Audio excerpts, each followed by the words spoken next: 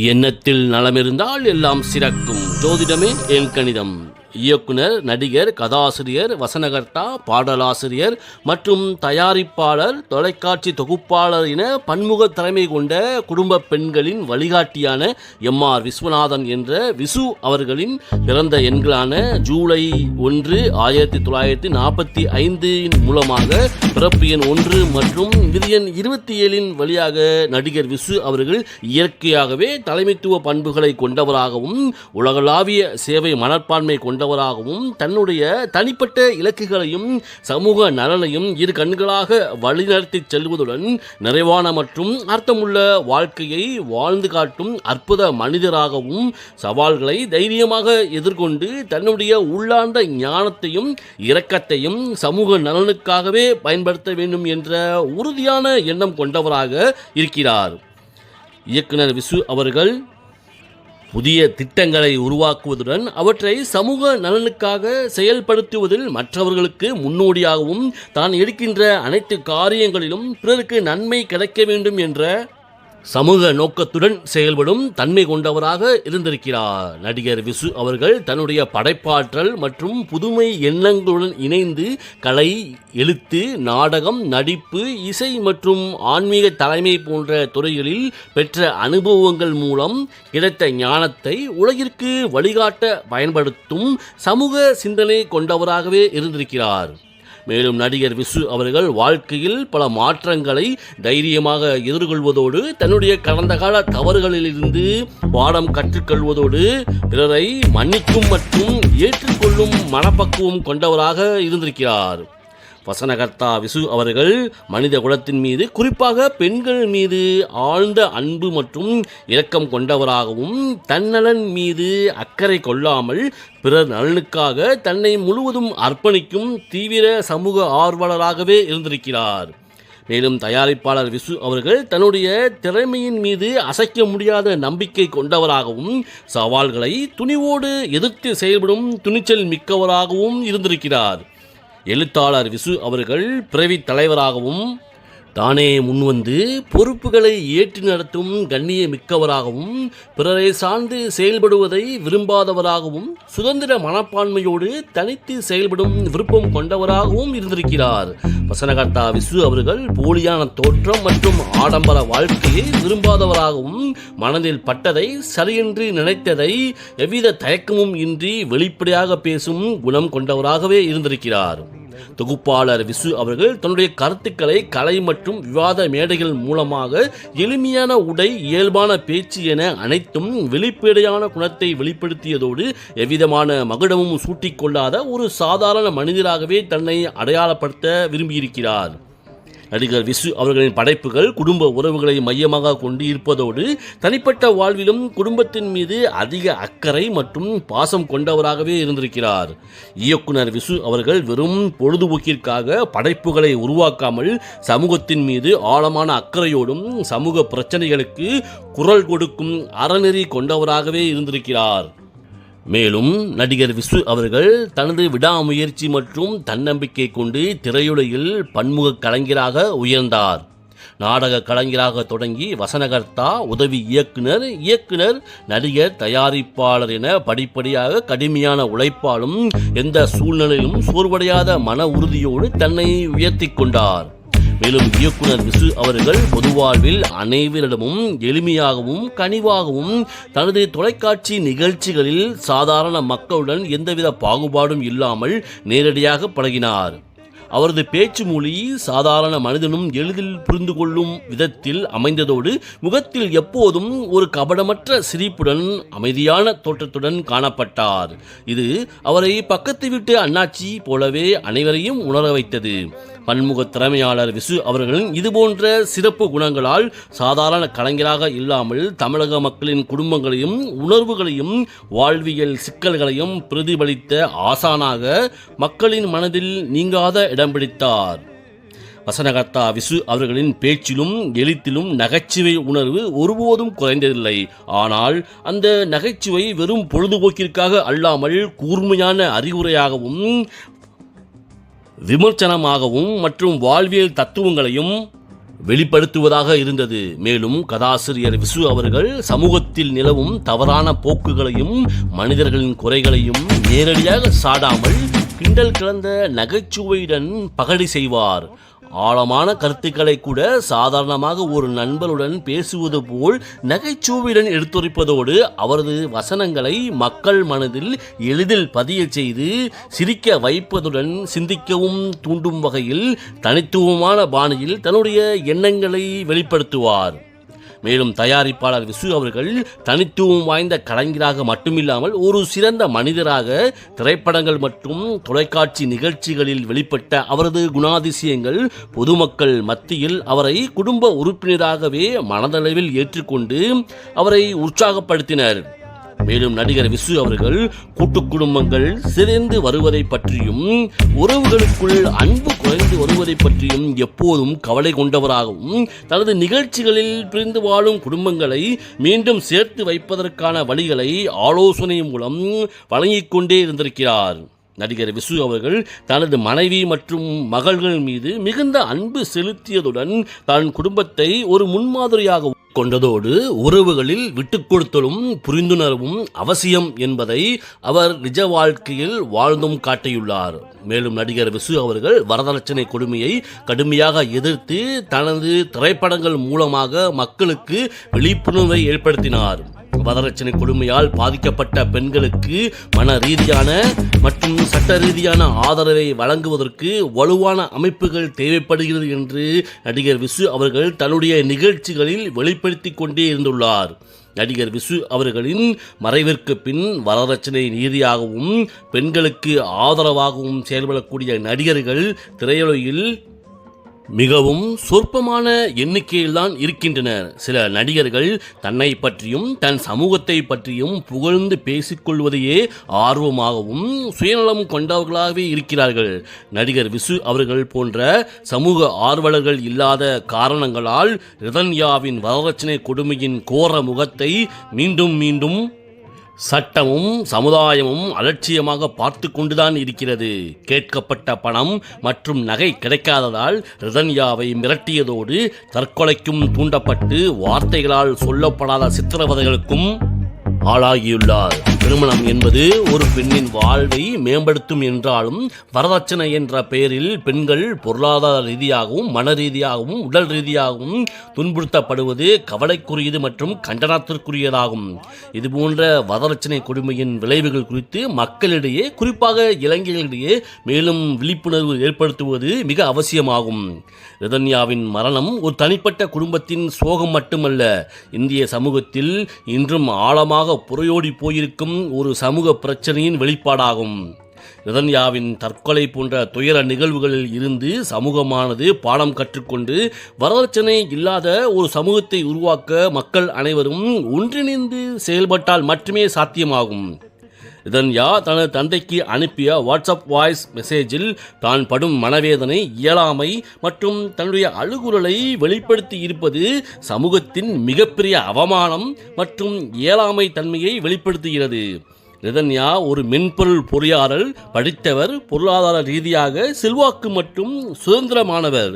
அப்படி இருந்தும் அவரால் இந்த நெருக்கடியில் இருந்து தப்பிக்க முடியவில்லை என்பது பெண்கள் எவ்வளவுதான் முன்னேறினாலும் வரதட்சணை போன்ற சமூக தீமைகளுக்கு பலியாக நேரிடும் அபாயத்தை சுட்டிக்காட்டுவதுடன் பெண்களுக்கு படிப்பு, பொருளாதார சுதந்திரம் மற்றும் போதாது சமூக ஆதரவும் பாதுகாப்பும் வரதட்சணை கேட்கும் மனப்பான்மையை ஒழிக்கக்கூடிய வலுவான சமூக சூழலும் அவசியமாகிறது. கடுமையான சட்டங்கள் இயற்றப்பட்டாலும் குற்றங்கள் குறைவதாக தெரியவில்லை. ஏனென்றால் அவை முழுமையாக அமல்படுத்தப்படாமல் இருப்பதும் மக்கள் அவற்றை சரியாக பயன்படுத்த தயங்குவதும் சவாலான பிரச்சனைகளாகவே இருக்கின்றன. ரிதன்யாவின் குடும்பம் காவல்துறையை அணுகினாலும் கண்கட்ட பிறகு சூரிய நமஸ்காரம் செய்வது போன்ற காரியமாகத்தான் தெரிகிறது. ரிதன்யா தற்கொலை செய்து கொண்ட பின்னரே தீவிரமான நடவடிக்கை எடுக்கப்பட்டுள்ளது. வரதட்சணை கொடுமையால் பாதிக்கப்படும் பெண்கள் மற்றும் அவர்களது குடும்பத்தினர் உடனடியாக சட்ட உதவியை நாடவும் வெளிப்படையாக பேசவும் தயங்கக்கூடாது என்ற விழிப்புணர்வு மிகவும் அவசியமாகிறது. அச்சுறுத்தல்களுக்கு அஞ்சி மௌனம் காப்பதால் குற்றம் செய்தவர்களுக்கு சாதகமான சூழ்நிலை ஏற்படுவதோடு தைரியமாக மேலும் குற்றங்களை அதிகப்படுத்துவதற்கான வாய்ப்புகளை பாதிக்கப்பட்டவர்களே உருவாக்கி தருவதோடு மேலும் பல உயிரிழப்புகளுக்கும் பாதை அமைத்து தருவதாகவே இருக்கிறது. இளைஞர்கள் மத்தியில் வரதட்சணை கேட்பது சட்ட விரோதம் மட்டுமல்ல, மனித நேயமற்ற செயல் என்ற எண்ணத்தை ஆழமாக விதைக்க வேண்டியது அவசியமாகிறது. ரிதன்யாவின் மரணம் ஒரு எச்சரிக்கை மணி. இது வரதட்சணை என்ற பழக்கத்தை வேரோடு களையெடுக்க வேண்டும் என்பதை உரக்கச் சொல்வேன். சட்டம், சமூக விழிப்புணர்வு, குடும்ப அளவில் மாற்றம் என பல முனைகளில் செயல்பட்டால் மட்டுமே ரிதன்யாவை போன்று வேறு எந்த பெண்ணும் இத்தகைய துயரமான முடிவை எடுக்க முடியாமல் தடுக்க முடியும். இதை பாருங்க, வீட்டில் ஸ்டவ்வு வெடிச்சது, அப்புறம் ஒரு பூகம்பம் தான் வெடிக்கும். அதென்னமோ தெரியல, இந்த நாட்டில் மருமக ஏற்றுற ஸ்டவ்வு மட்டும்தான் வெடிக்குது, மாமியார் ஏற்றுற ஸ்டவ்வு மட்டும் வெடிக்க மாட்டேங்குது என்று தனது ஆதங்கத்தை நடிகர் விசு அவர்கள் துணிச்சலோடும் வெளிப்படுத்திய காட்சிகள் இன்றும் நம்மை சிந்திக்க தூண்டுகின்றன. மேலும் பெற்றோர்கள் தன்னுடைய பெண் குழந்தைகளை மாமனார் மற்றும் மற்ற உறவுகளின் கொடுமையிலிருந்து காப்பாற்ற தவறும் பட்சத்தில் அவர்களையும் நடிகர் விசு அவர்கள் கண்டிக்கவும் செய்துள்ளார். என்னையும் உங்க சம்பந்தி அந்த சோடா புட்டி மாதிரி தேர விழுந்த தேங்காய் நினைச்சிங்களா? கேவலம் வரதட்சணை பணத்துக்காக வம்ச வாரிசை அழிக்க நினைச்ச ராட்சசி நீங்க. வரதட்சணை விஷயம் உங்க வீட்டு விஷயம் இல்லம்மா, இந்த நாட்டு விஷயம். இந்த நாட்டு பொம்பளைங்களுக்கே விஷம் தான். இந்த நாட்டில் ஒரு குடிமகன் பஞ்சாயத்து எலெக்ஷன்ல இருந்து பாராளுமன்ற எலெக்ஷன் வரைக்கும் ஓட்டு போடுறேன். இனிமே உங்க பாச்சா உங்க மருமக கிட்ட பழிக்காதுங்கிறேன். கொடுத்து பாருங்க பப்பாளி பழத்தை, அந்த பப்பாளி புழுங்கி விடும். அனுப்புங்க அன்னாசியை, அது அன்னாசி தோலையும் உரிச்சு வெளியே வந்து உங்க தோலையும் உரிக்கும். அனுப்புனீங்களே எள்ளுருண்டை, அதை பத்திரமா வச்சிருக்கு, வெளியில வந்து அதை வச்சு தான் உங்களுக்கு தவசமே. இனிமே உங்க பாச்சா அந்த குழந்தைகிட்டையும் வேகாதுன்னே. கிருஷ்ணனே உருவாயாச்சு உங்களை அழைக்கிறதுக்காக. பெண்மணி அவள் கண்மணி திரைப்படத்தில் வரும் இது போன்ற அவரது வசனங்கள் 80-90 ஆண்டுகளில் வரதட்சணை கொடுமைகள் உச்சத்தில் இருந்த அந்த காலகட்டங்களில் மக்களிடையே மிகப்பெரிய மாற்றங்களையும் தாக்கத்தையும் ஏற்படுத்தியதோடு தன் ஆழ் மனதில் இருந்த ஆதங்கத்தை யதார்த்தமான கம்பீரத்தோடு வெளிப்படுத்தியது போன்று வேறு எந்த நடிகராலும் நடிக்க முடியாத அளவிற்கு இருந்ததோடு அவருக்கு பெண்கள் மத்தியில் நல்ல வரவேற்பு கிடைத்தது. நடிகர் விசு அவர்களின் இது போன்ற எண்ணற்ற திரைப்படங்களும் வசனங்களும் கூட்டு வாழ்க்கையின் சிக்கல்கள், உறவுகளுக்குள் வரும் சண்டைகள், ஈகோ மோதல்கள் என அன்றாடம் நடக்கும் நிகழ்வுகளை யதார்த்தமாகவும் உணர்வு பூர்வமாகவும் வெளிப்படுத்தியதோடு குடும்ப உறவுகளின் முக்கியத்துவத்தையும் விட்டுக் கொடுக்கும் மனப்பான்மையின் அவசியத்தையும் ஆழமாக பதிவு செய்த கருத்துக்கள் யாவும் காலங்கள் கடந்தும் பல குடும்பங்களுக்கு இன்றும் பொருந்தக்கூடியவையாக தான் இருக்கிறது. நடிகர் விசு அவர்கள் தன்னுடைய இளம் பருவத்தில் நாடகம் மீது தீராத ஆர்வம் கொண்டவராகவும் நாடகங்களில் மீதான தீவிர ஈடுபாடு அவரை வெறும் நடிகராக மட்டும் பார்க்காமல் ஒரு சமூக பார்வையோடும் வாழ்க்கையின் யதார்த்தத்தோடும் உறவுகளை அணுகும் கலைஞராக உருவாக்கியது.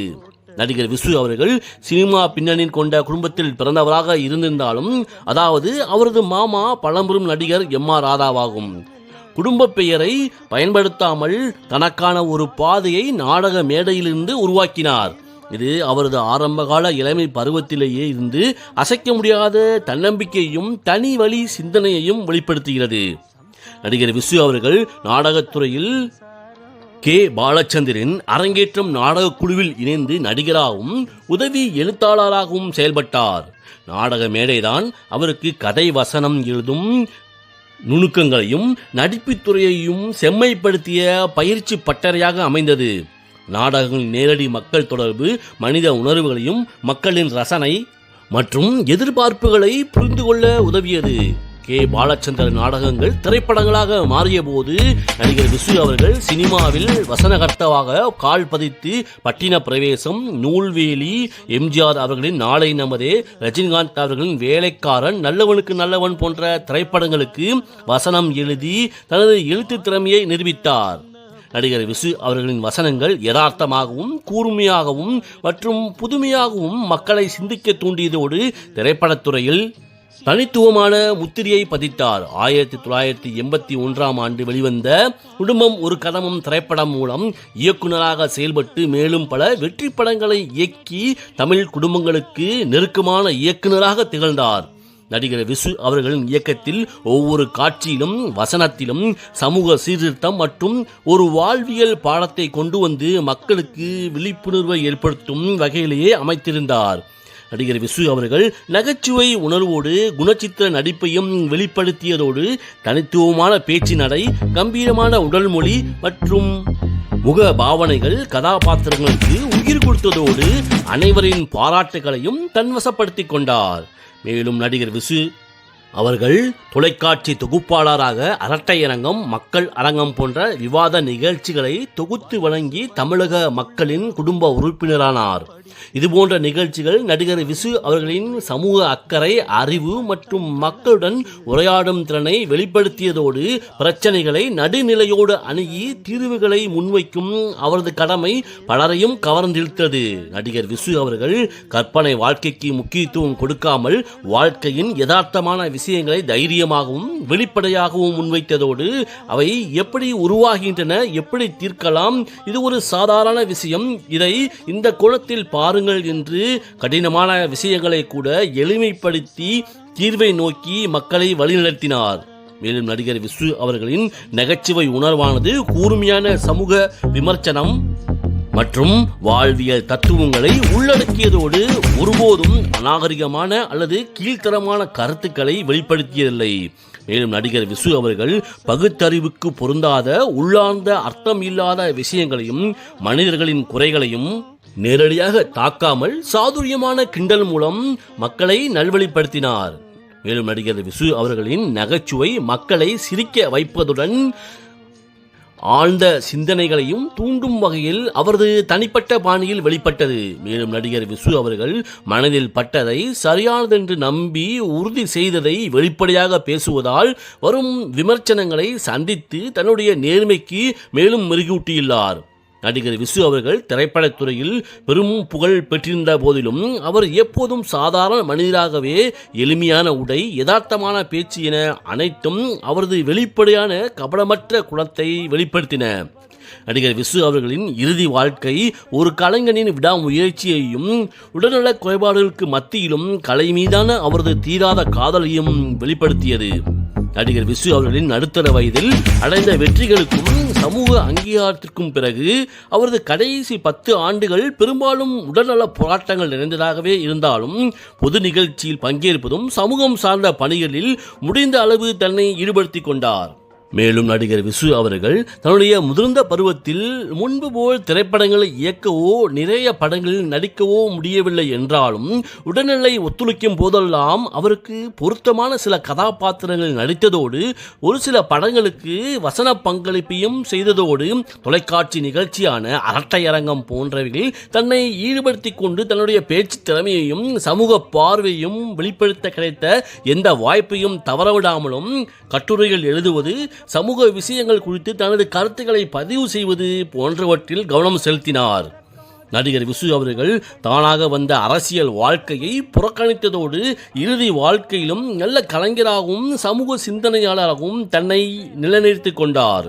மேலும் நடிகர் விசு அவர்களின் இறுதி வாழ்க்கையில் அவருக்கு மிகப்பெரிய பலமாக இருந்தது அவரது மனைவி சுந்தரி, மகள்கள் சங்கீதா, சிந்து மற்றும் லாவண்யா ஆகியோர் அவரது உடல்நல போராட்டத்தின் போதும் சமூக சிந்தனையாளர் விசு அவர்களுக்கு தேவையான ஆதரவையும் பராமரிப்பையும் வழங்கினார்கள். இந்த ஆதரவுதான் தன்னுடைய இறுதி காலங்களிலும் நடிகர் விசு அவர்களுக்கு பல சவால்களை எதிர்கொள்ள மிகுந்த உதவியாகவும் ஆறுதலாகவும் இருந்தது. நீண்டகால சிறுநீரக பிரச்சனைக்காக சிகிச்சை பெற்று வந்த சமூக ஆர்வலர் விசு அவர்கள் தனது 75வது வயதில் உடல்நலக்குறைவு காரணமாக 2020 மார்ச் 22 சென்னையில் காலமானார். பன்முக திறமையாளர் விசு அவர்களின் மறைவு தமிழ் திரையுலகிற்கும் அவரது குடும்பத்திற்கும் சாமானிய மக்களுக்கும் குறிப்பாக பெண்களுக்கு பெரிய இழப்பாக அமைந்தது. பல உயரிய விருதுகளை பெற்ற விருதுகளின் நாயகன் விசு அவர்களின் வாழ்க்கை ஒரு கலைஞனின் மன உறுதியையும் உடல் ரீதியான சவால்களை எதிர்கொண்ட போதும் கலையின் மீதும் சமூக மக்களின் மீதும் குறிப்பாக பெண்களின் மீது அவர் கொண்டிருந்த அசைக்க முடியாத பற்றையும் வெளிப்படுத்துகிறது. கள்ளங்கபடமற்ற சமூக சீர்திருத்தாளர் விசு அவர்களின் படைப்புகளும் சமூக சிந்தனைகளும் தலைமுறைகள் கலந்து நிலைத்து நிற்பதோடு அவருடைய பெயரும் புகழும் மற்றும் சமூக அர்ப்பணிப்புகளும் மக்கள் மனதில் வானில் தோன்றும் ஒளி பொருந்திய நட்சத்திரமாக என்றென்றும் ஜொலித்து நிற்பார். நன்றி, வணக்கம்.